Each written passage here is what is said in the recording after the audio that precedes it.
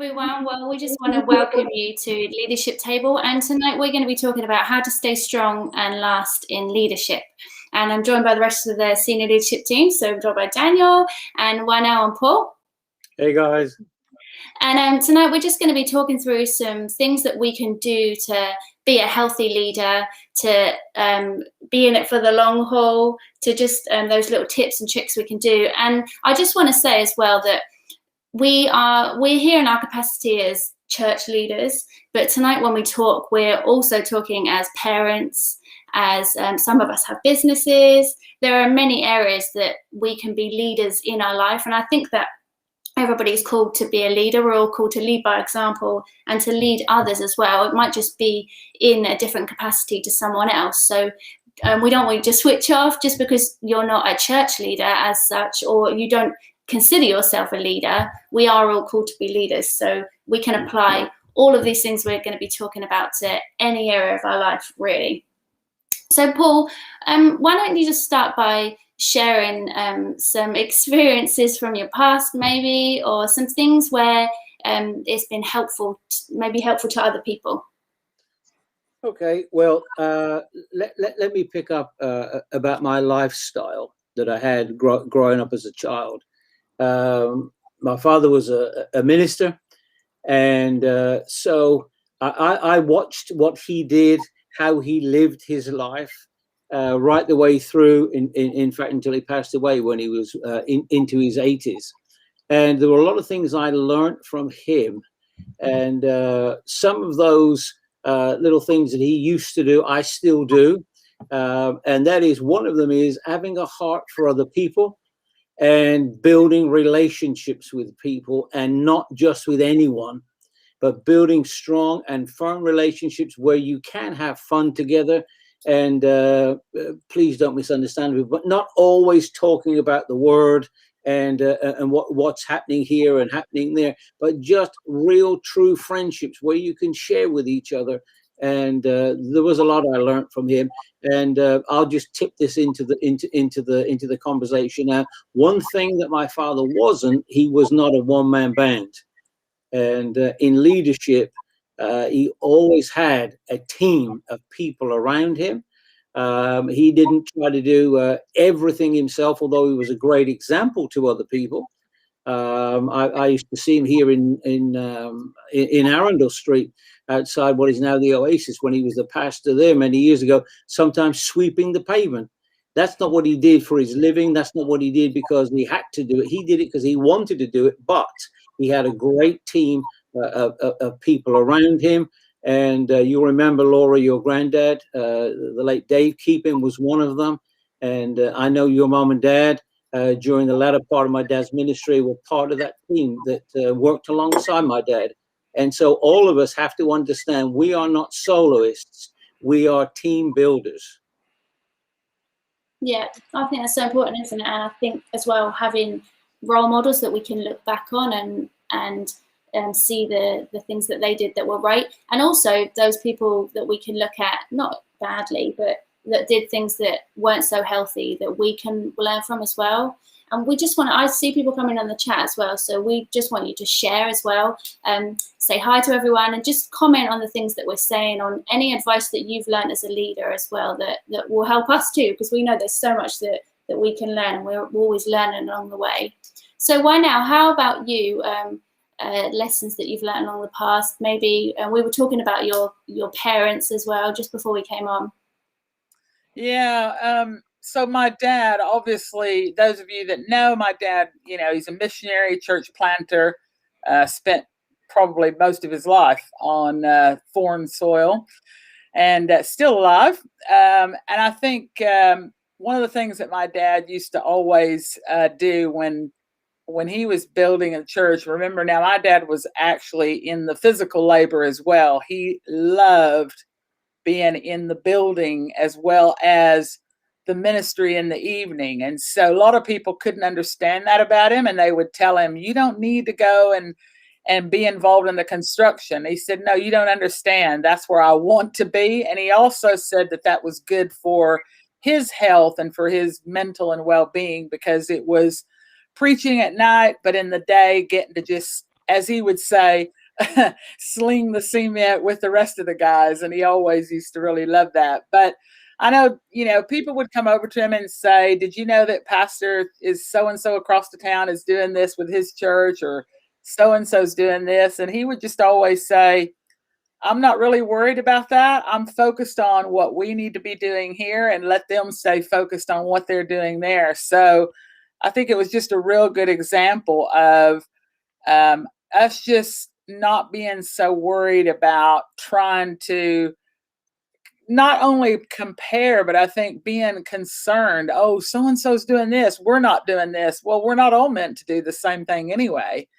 And so while he said that if you're spending time worrying about what they're doing, means that you're not focused on what you should be doing. So he definitely was a guy that I think is one of the points we shared that we might be talking about, is staying in his own lane. He was just focused about building his church, preaching at night, getting souls saved, and raising up leaders, because that's what he did. He raised up pastors and then left them there with the church. So I learned a lot from that. Yeah, I think he's a perfect example, isn't he, of refusing to compare yourself to others. And I remember when we first met him, and I think it's really refreshing to meet someone like that, to look at them and think like, gosh, like they're so confident in what God has called them to do, and their personal journey into doing it, that you look at them, because I know that's been one of the hardest things for me, for comparing myself to others. And I think when we first started to lead the church, for me, I would look at other people and think, oh, I need to be like that, or I need to be like that, or they do it like that, and I don't do it like that. Especially when I first started to speak, I would look and think, oh gosh, like that's not how I talk. But it's learning to value those unique things that God has given you, that unique task God has given you. Even the particular, we're called to speak to everyone, but there are different groups of people that we're all called to, and God has given us a particular anointing sometimes, doesn't he, to speak to those people and to communicate, and knowing your lane and staying in it is really, really important. So how about you, Daniel? What do you want to share? Well, first of all, I think there's some amazing points that have been shared already. And I think not falling into that comparison trap, I think, is a really important one. If you want to cultivate healthy leadership, you want to go the distance. So many people get tripped up by comparing themselves to other people. And the reality is you can only really excel in being you. None of us are good being a carbon copy of someone else. So the moment you get a revelation, the realization of what it is that you're called to do, what your strengths are, what your unique giftings are, and you stay in that lane, that's going to be incredibly empowering. There's going to be a lot of peace that will flow with that.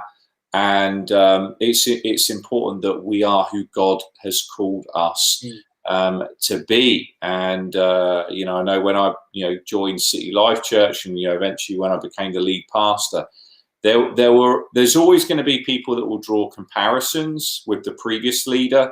And they'll say, oh, but, so-and-so did it this way. And, you can end up finding yourself pulled in all different directions, and not just from leaders that you might be succeeding, but also, as you say, from other churches, other organizations, other businesses, other ministries, or even, comparing our parenting, comparing the way that we are as a husband or a wife or a brother or a sister. We can fall into that comparison trap. And I think anytime we get into comparison, we never win. Because if we're making a comparison and we think that we're better than someone, then we've fallen into pride. Yeah. And that is sin. And that's very toxic for us. God's resists the proud, but he gives grace to the humble. Or we can kind of go the other way, where we compare ourselves and we don't feel as good enough. And as a result, we can get into kind of self-pity, poor old me, devaluing who we are as a person. So I think it's really important to be secure in our identity, recognize that none of us are perfect. Correct. We all make mistakes, and we get it wrong. But it's being secure that hey, as long as I do the best that I can trust that the Holy Spirit's going to fill in the gaps, and God is really gracious. I think one of the other things that's been really helpful in cultivating healthy leadership and going the distance. I've been in a pastoral capacity now since the age of 15. I think I'm 37, aren't I? But one of the things that's really helped is delegation and spreading the load. I think sometimes there's a tendency when we get into a leadership position, and leadership is not title, leadership is action. So there's a lot of people that don't have the title but are leading, they are influencing, they are people are following them. But I think delegation is really important, that we don't fall into the trap where we're trying to do it all ourselves. And I think it's a lot of fun. It's more fun when we journey with other people's, and we will be more productive. But sometimes we can, and I know all of us, I'm sure, can relate to this, where we sometimes can be a bit of a perfectionist. We all have those traits, those elements at times that we slip into. So we think, I won't bother delegating it because it's just easier if I just do it. It's going to be quicker. It's not going to be as good if they do it. But the reality is, when you delegate, well, of course, that person's likely to not be as good as you because they've not got your experience. Yeah. They've not had your training. They've not had the input that you've had. They've not made the mistakes you've made as you've learned along the way. So in that delegation process, there's normally, you'll find when you pass something on, there is normally a dip in the kind of productivity and fruitfulness. But if you stick with it, if you be patient, if you be gracious, if you encourage that person, you nurture that person, then eventually you'll find out that they'll, be as good as you, or may even surpass you in what they're able to do. So I think that's been really good, and has certainly saved me from burning out on many occasions. Having a good team, recognizing, knowing what you're good at, also embracing what you're not good at, so that you can surround yourself with other people that can help compensate for those areas of weakness. Yeah, I think you can apply that as well I can apply that to my own personal life, like being a mother. And I think when you first have a baby, you think like, I've got to do it all myself. Like, the baby needs me. Only I can do all of that. And people would offer to help me, and I would say, oh, no, it's fine. Like, they would offer to cook for me, or even to come clean my house, which for me back then would have been like the worst thing anyone could have done. Because I mean, like, I want to clean my own home. Someone can't come into my home and clean it. And then I started to learn that, like, I need people to help me. I need people to help me. We need people to help us raise our children as well. We can't do all that ourselves. And even like as a parent with our kids, there are things that Talia can now do better than I can. She can cook just as well as I can now. She can bake. I'm going to tell her that later. She can bake only some things.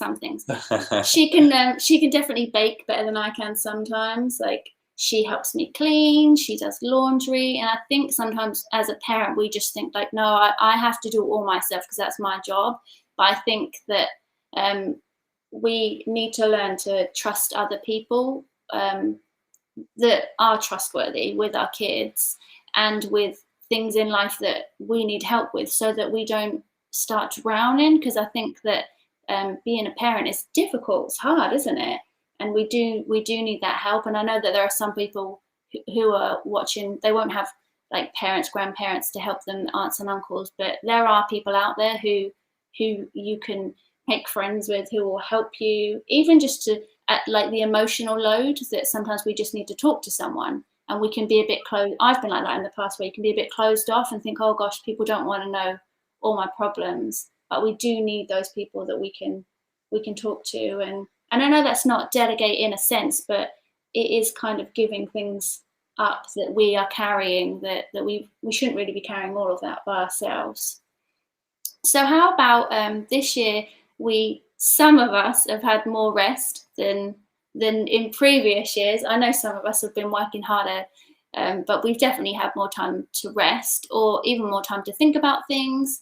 So how about resting and like physically resting and mentally resting. How about, does anyone want to share a little bit about their experience with that?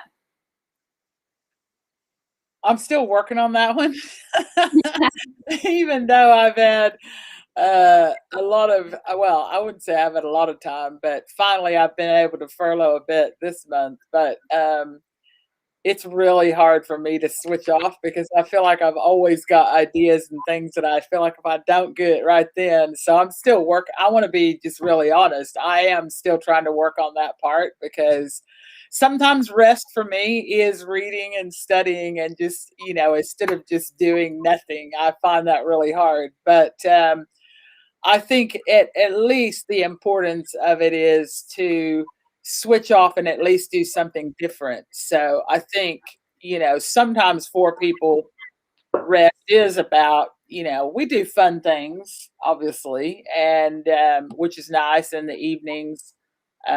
We like to sometimes maybe just watch some, a series. Sometimes we just throw comedies on to laugh and just forget all that's happened in the day. And sometimes really stupid comedies that are clean, but just, you just are laughing and you just think, this is just so fun because you don't have to think. So. Of course, I don't make you laugh, do I? No, it definitely makes me laugh a lot. No, rest is important. And, again, that was something I learned from my dad. Always make sure you have a Sabbath. And so I try to make my Sabbath a Friday, and I don't do anything to do with work of any kind. And I use that day for myself and with Wynell to recharge my batteries mentally, physically, spiritually, and just do things that I wouldn't normally get time to do the rest of the week and over the weekend because we're busy doing other things. And it really works, but you have to discipline yourself, and you have to take your phone, Daniel, and you have to lose it somewhere. But I did discover, I will say one thing, this week I did discover on Monday, our lead pastor lost his phone for the day because I was sitting and I actually said to Wynell, I said, I can't believe it. It was in the afternoon. I said, I can't believe it. Daniel's actually got the message. He's not using his phone today. And that's so good that we find that time, not only for ourselves, but for our wives, and more importantly, for our children. Particularly when you're in leadership and you're in ministry, your children are watching you all the time. And the example that you set them is how they will turn out in the end.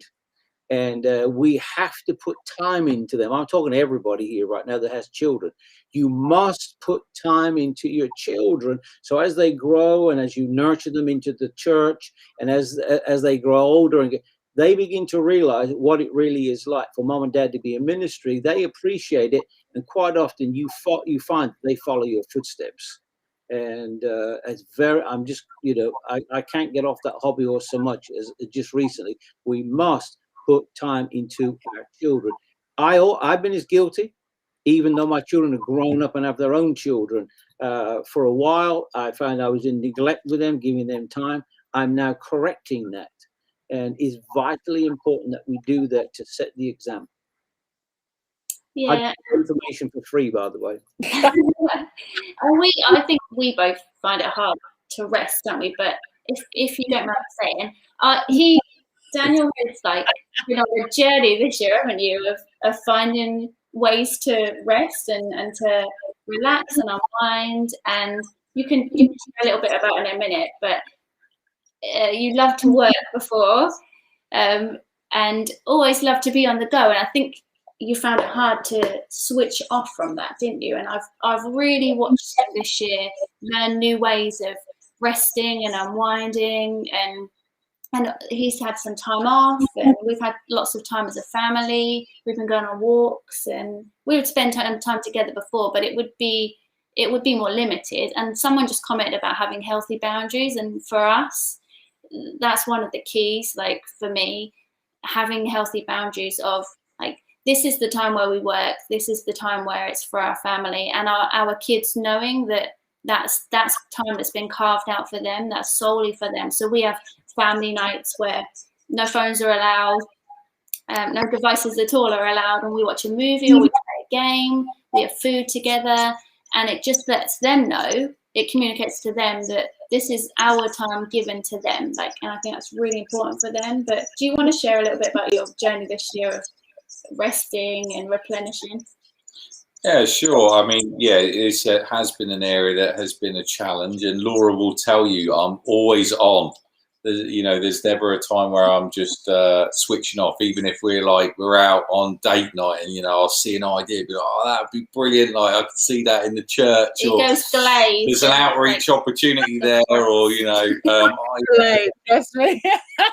there's always kind of some joining of the dots of how it's going to help advance the kingdom of God. But yeah, just learning really to schedule rest time and to set those boundaries in place. And I think as well, sometimes there's an element of maybe, I felt a little bit guilty for resting.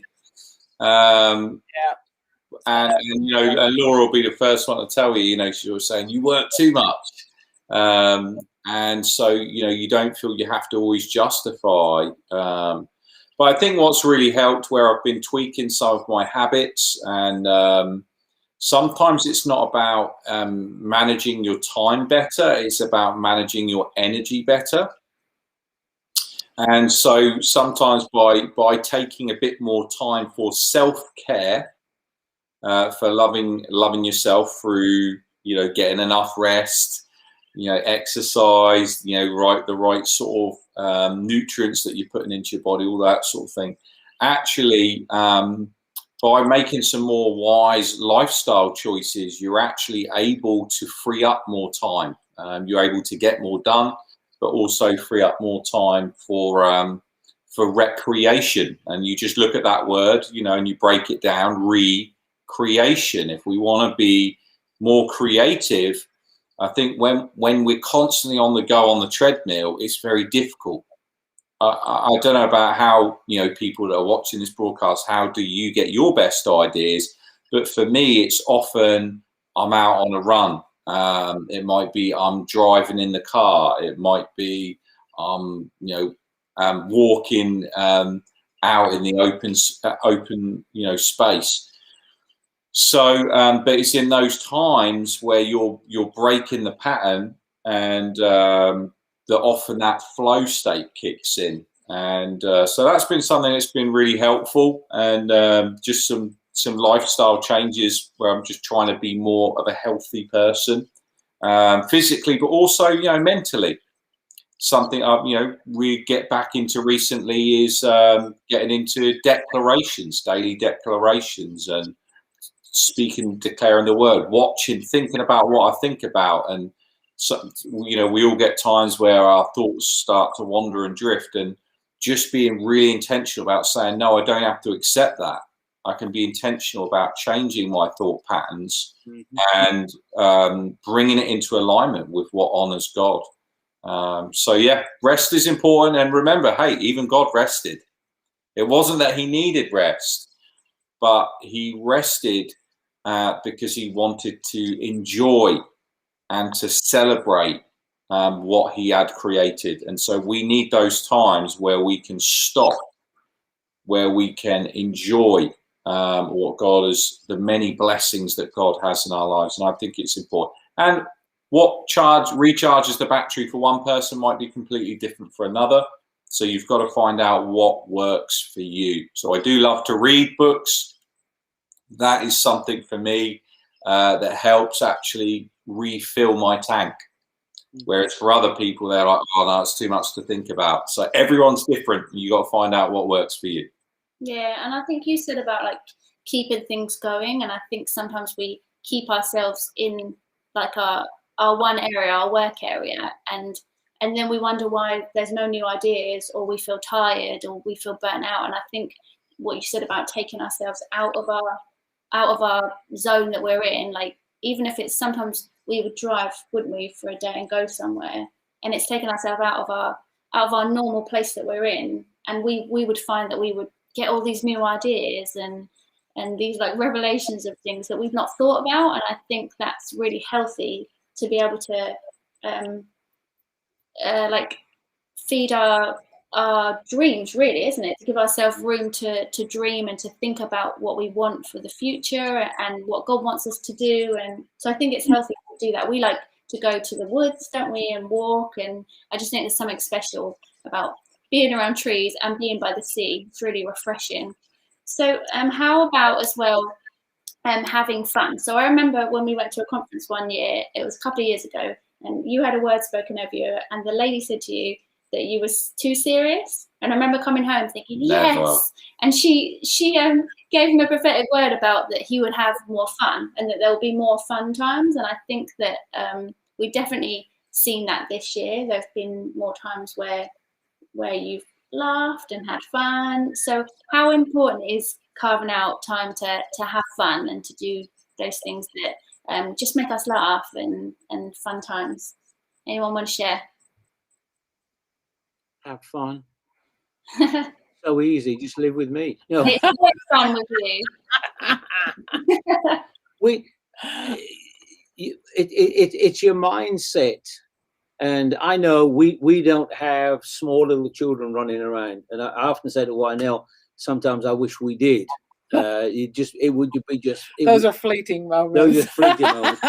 But you know, you whatever age you are, you can have fun. You can make fun. It's your mindset. It's what you want to do. And there are things that we do sometimes that for our age are crazy, but we go do them. And we just get out and about and do stuff, have a good laugh. There's nothing better. You know, it's a known fact that laughing is good for you. And we just have fun together. I get up in the morning full of fun. At 5 o'clock in the morning, I'll still crack a joke to anyone else sometimes about getting up and whatever. But it's just how you spend that time together, right? You can both make fun and have lots of, you know, just have open conversations. Go out and do some crazy things. Go out and, you know, at the moment you can't go and eat wherever you want to eat, but we love to eat. We like to try different foods and all that kind of stuff. I tell you, come the 17th of May, I'll be trying every restaurant down the seafront again. But it's, and you meet people. When you meet people, have some fun with them, crack a joke, have a laugh. People, at the moment, people need something to make them laugh. Yeah, you know, right. Just reach out. I love being around Daniel. And I love being around everybody, but I like being around Daniel because I have lots of fun and joke with him. The boys, Mark and Josiah and Joseph and even Bethany. When we all get together, and I'm sure you know, when we had the staff training, we had a great time. Just let yourselves go. Yeah, I can't remember the stats, but isn't it something like a child laughs like 200 times a day and an adult laughs, is it like 20, something shocking like that? Right. Like, that laughter, it's been proven as well, hasn't it? Laughter's healing, laughter's medicine. So we need to do those fun things to make us laugh. And so maybe you could share in the chat, what do you do that's fun, that makes you laugh, that I can't even think, well, what do? We like to watch comedies. Yeah, I know you two do like comedies too, you just said. And when you've got kids, life is fun every minute. They do make us laugh. So. Well, I was thinking about yesterday we were just doing some really embarrassing mum and dad dancing in the kitchen, where Talia was just giving us one of those looks of like, "What are you doing?" I'm so thankful my friends are not here to see this, but we were just kind of dancing, just having a laugh. And again, it's just being playful. And I think sometimes we do, you know, and I'll put my hand up to this as well. Sometimes we can take life too seriously. And, you know, one of the kind of tricks of comedians coming up with great content is that they say there's actually comedy in everything. Mm-hmm. In every situation, there's always comedy to be found.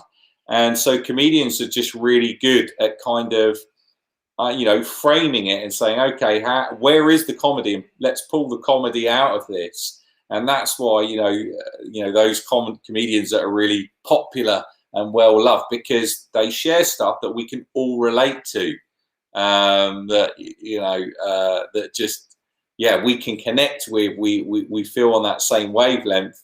We can relate to it, and it's like, oh yeah, I kind of didn't see it in that funny way. And I was thinking about Michael McIntyre, and he was talking about late at night when you need to use the toilet, and sometimes the floorboards are creaky, and you've got you work out what floorboards to step on, and you're kind of doing your kind of ninja roll, and it was brilliant. It was just like, I was like, yeah, I could so relate. And but yeah, so there's so many different ways that we can have fun, but obviously it needs to be moral and ethical and all of that sort of stuff. Yeah. But yeah, having fun, being with life-giving people as well. Don't you live with me. Unfortunately, sometimes people can be very negative and critical, and I'm sure people can relate to people that unfortunately fall into that category, where you come away feeling really like you've been thrown up on, because there's been so much criticism and sniping and complaining and moaning. And then there's other people that are really playful and joyful and full of fun and positivity and gratitude, and you just come away buzzing. You feel energized, you feel upbeat. So, I know, Paul, you mentioned it at the beginning about, friendships, relationships. And I definitely think that life-giving friendships, relationships are really important if we want healthy leadership and to go the distance. Yeah, I know we're running out of time, but I saw this funny video the other day on Facebook, and this for a couple, and when they argue or life gets too serious in their house, so if they're just about to argue, one has to curtsy or bow to the other one, and then they have to waltz around the kitchen. It was so funny, and they said it breaks the tension and takes them to a different place. I thought we could start that. So next time, you guys got to try it, Paul and I now, and everyone else watching, you've got to try it just for a laugh. I'll report on that next leadership table. Well, we're out of time now, but thank you everyone for joining us, and thank you for all your brilliant comments as well. And do you want to just share what's next week and what the next leadership table is? Next week is why now? What is next week? I'm just How about Gateway Conversations? It's me with Gateway Conversations. So funny, Daniel. That's so funny. I didn't know. At one time you didn't know. It's all about you. It is indeed. And we've got a special guest, Andy Galpin, who is going to be on. So some of you know Andy Galpin actually used to be a member of City Life Church for 3 years, and has been working with IBM, a big computer firm, and God has been using him in an amazing way. And so looking forward to interviewing him, and I'm sure there'll be lots of gems and pearls of wisdom to be drawn out from that conversation. And how about our next leadership table? Do you want to share what? The next leadership table, I don't know if we actually decided on what we were doing for the next one.